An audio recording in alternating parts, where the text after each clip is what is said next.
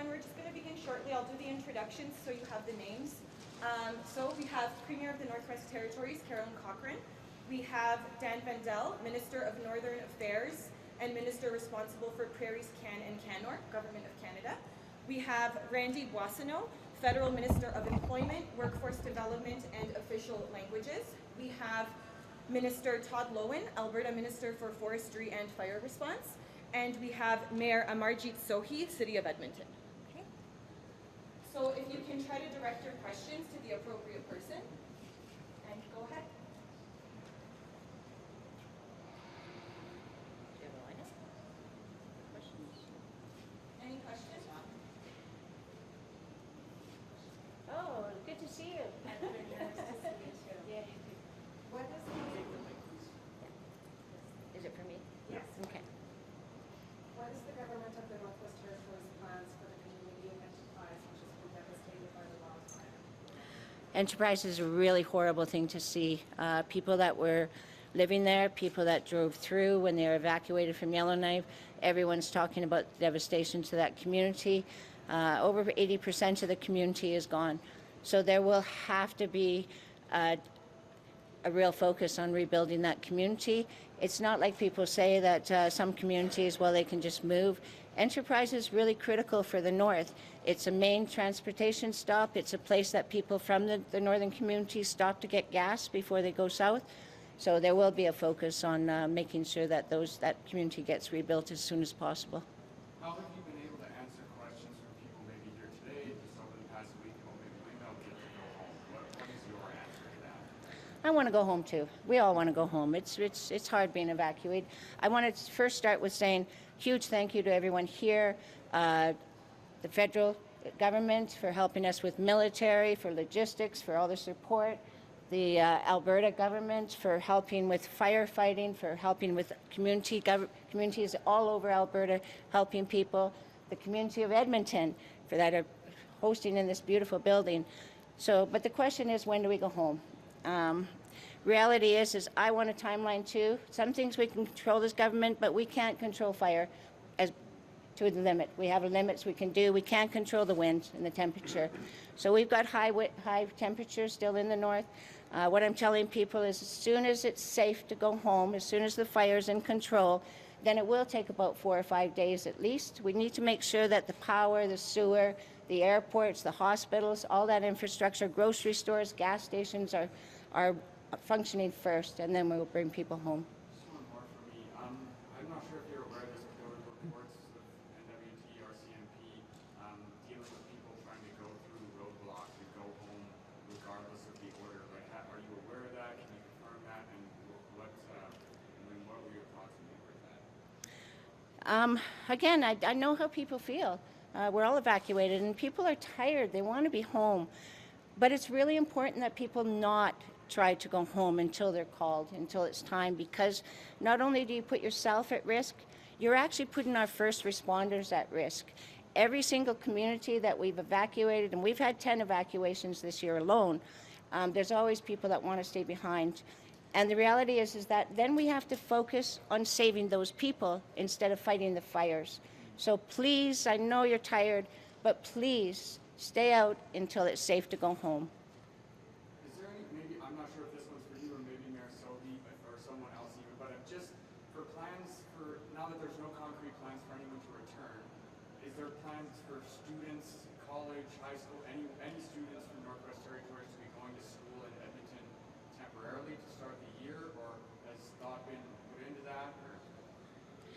Most students that are in post-secondary are still able to travel to their colleges, university outside of the Northwest Territories. If they're going to Fort Smith, of course, that will be an issue because Fort Smith's still under evacuation. So we work closely with the education authorities in the Northwest Territories to define communities that are not evacuated will be starting school right away. Communities that are evacuated will be having to wait a few more weeks, but then we'll be working on to make sure that they get the education. Was there ever talks or like explorations into the logistics of having kids go to school in Edmonton, or that's just simply not a possibility? Well, in honesty, like I said, that wasn't a consideration that I'd made. the district education authorities might have talked about that. I'm looking for my education minister that was here, but he's disappeared on me. So we're hopeful. We're really hopeful that we'll be home in the next few weeks. There's no guarantee on that, but at this point, we're just making sure that students will have the supports when they return. For the Marianne on the education piece, the Edmonton wants to support campus for welcoming students. They're looking at resources, spaces. Do you advise parents to sign up for the schools here, and how will it impact going back if they start school here? Well, I'm really grateful. If the education district in Alberta has offered those services, I'm more than grateful for that. I'm assuming that some parents will take that option up, that people have a right to choose what they want with schools.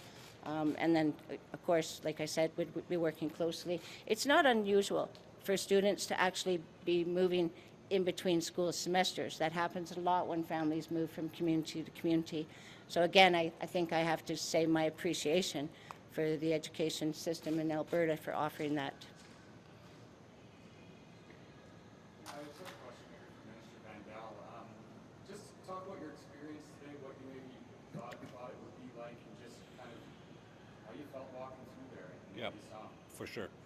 First of all, I want to say that our hearts go out to the people of Northwest Territories, the government of Northwest Territories, and we're here as a federal government to do everything we possibly can to help the territorial government, to help the citizens of Northwest Territories through this very, very horrific incident, the forest fire. I met quite a few people who are from the territories who have been here approximately 2 weeks, and they appeared in good spirits, but they want to go home. There's a lot of uncertainty that's out there, and as we know, uncertainty is taxing. It's stressful. You can tell they're in good spirits, but they're stressed. They want to go home. They're not sure. Things are stabilizing, so they're waiting for the official go-ahead so that they can go home and restart their lives. I also want to thank the Alberta government and the city of Edmonton for being here for them. I think this shows a great solidarity amongst Canadians. We're there for one another. We're here to help one another. And our government will be there for Northwest Territory residents for as long as it takes, whatever it takes. I'm just going to ask you what you just mentioned. Just what does this whole last 2 weeks say to you about maybe the solidarity of just seeing municipal governments working with provincial governments and federal governments in times of need like this? Well, this is unprecedented. First of all, it needs to be said that the fires in Northwest Territories is certainly unprecedented in my history. In British Columbia, the same thing. I think in times of need, Canadians help one another. And we were all together today. We've all been working together from the very beginning. Cities, provinces, federal governments. And I think if we can do it in time of need, it's incumbent on us to do it more often, to be pulling in the same direction. I have a question for Mayor Sohi. There's a lot of hotels that do still have capacity. Some are saying they haven't been reached out to for hosting some evacuees. So why is the city putting up the message that there is very limited capacity if many people still work? Yeah, so that's what we heard from the people who are managing this center, and the number of registrations that has been taken place. We are close to 7,000 people registered here. I was checking 35% of Yellowknife's population is currently living in Edmonton, and we want to make sure they're supported properly, so Red Cross is working with them. And we work very closely with Red Cross to keep track of the availability of hotels. So that's what we have heard. If some hotels have not been contacted, I will encourage them to call Red Cross, because the more capacity we can have, the more people we will take in. Question for Premier Cochrane.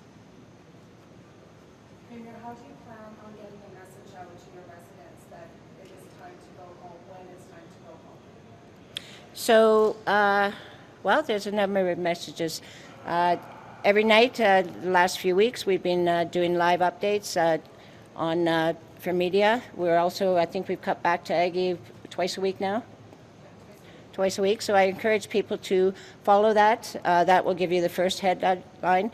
That's live streamed through the N.W.T and also through the City of Yellowknife as well.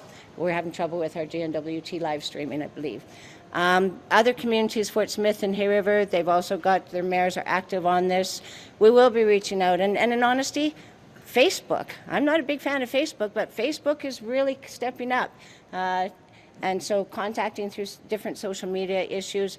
Again, telling residents, if you have any questions, if you're not following the news, if you're not seeing it, please reach out to us. Reach out through our government emails, reach out through your Facebook, reach out through your friends if you need them to do it for us. We're trying to answer questions as they come as fast as possible. Again, we all want to go home, so that's the question people want to know. And Premier, when it is time to go home, as you know, a lot of people will be stopping in Fort Providence to gas up, get some snacks, use the washroom. How can the government of the Northwest Territories assist the people in Fort Providence during another chaotic time that is going to be coming up? Yeah, Fort Providence has been a huge help to us. It's one of the communities, like I had said, Enterprise is the first place we stopped for gas. With Enterprise not having the capacity now, we're mutants a lot. So we have provided financial. People, please apply for it if you drove out. There's $750 that's available for people for driving out. It's online now, so you can apply for that. And we'll be making sure that we have emergency gas along the way to make sure that anyone that breaks down, that they will have the gas necessary. That's okay. Points are for people traveling from Alberta back into the Northwest Territories, but for the community of Fort Providence, who is using their resources out of their own money to assist the people of the Northwest Territories traveling back to their communities, how can the government of the Northwest Territories assist the people and the community of Fort Providence? So every community that's actually hosting evacuees, and Fort Providence is helping some evacuees, will qualify for a hosting grant that we provide to communities. We're conscious of the need for gas in Fort Providence. We've been making sure that that we have trucks that are going, that they're kept fueled up. I'm also going to say there's a lot of communities in the Northwest Territories are reliant on the City of Yellowknife for dispersing their food sources, for supplies. It all seems to come through Yellowknife. Cabinet has discussed that, where we will be providing supplements so that people in all communities that need food, that need supplies, that they will get those resources. It might be diverted from Yellowknife. It is diverted from Yellowknife, but we're aware of that, and we're going to be covering the extra cost for that as well.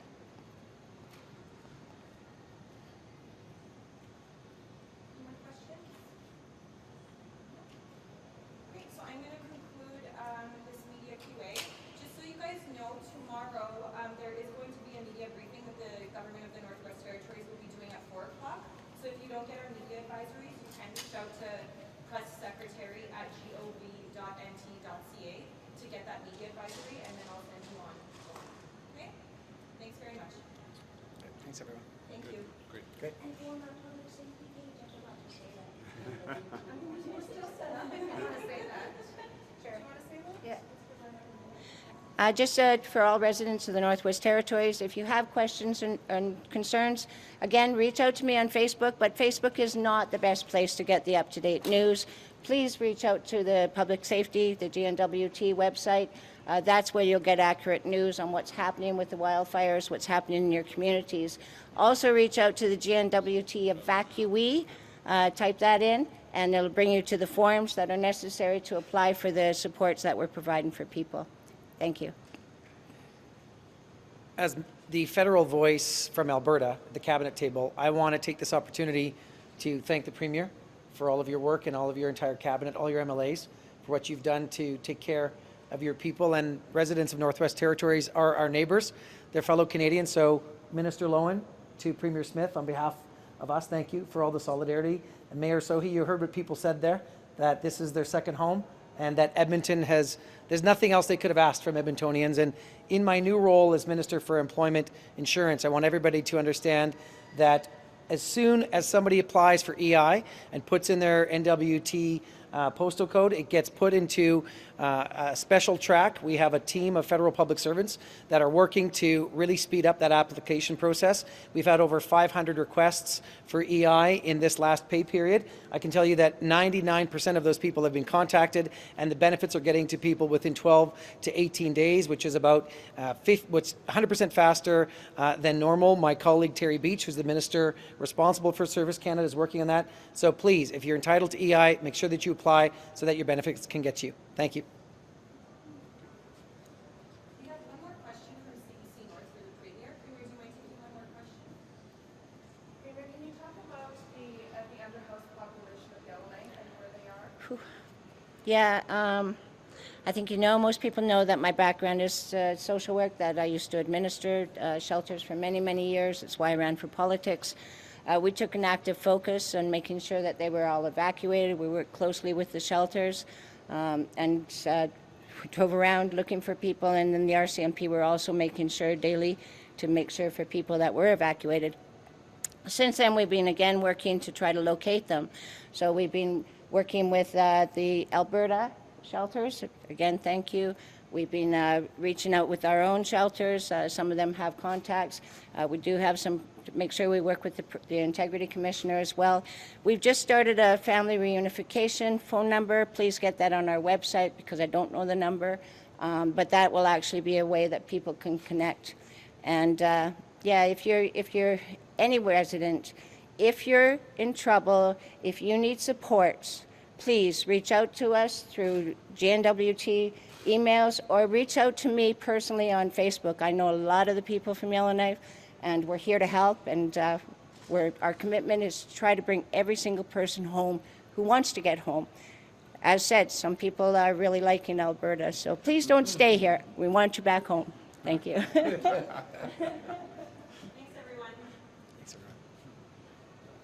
Okay.